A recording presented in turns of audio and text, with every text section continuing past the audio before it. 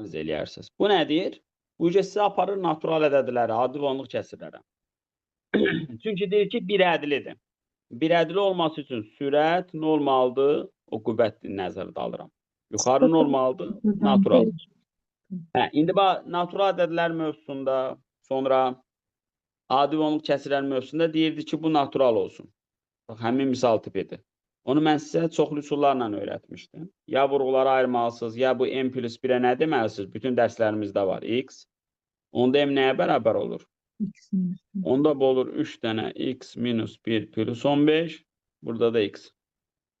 Bunu da açanda olur 3x plus 12 böl x. Bölürəm 3 qalır, bölürəm 12 böl x qalır. İndi bax, bura nə olmalıdır? Natural. Amma bir şey var. Bax, sənin m plus 1-in m natural olduğuna görə 2-dən başlayar. Yəni, x-in 2-dən başlayan bir ədəddir. İndi 12 hansı natural ədədlərə bölünür 2-dən başlayaraq? 3, 4, 6, 12. Neçə qiymətində? 5 qiymətində. 1 ödəmir.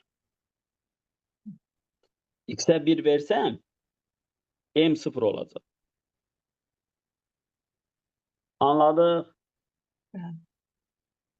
70.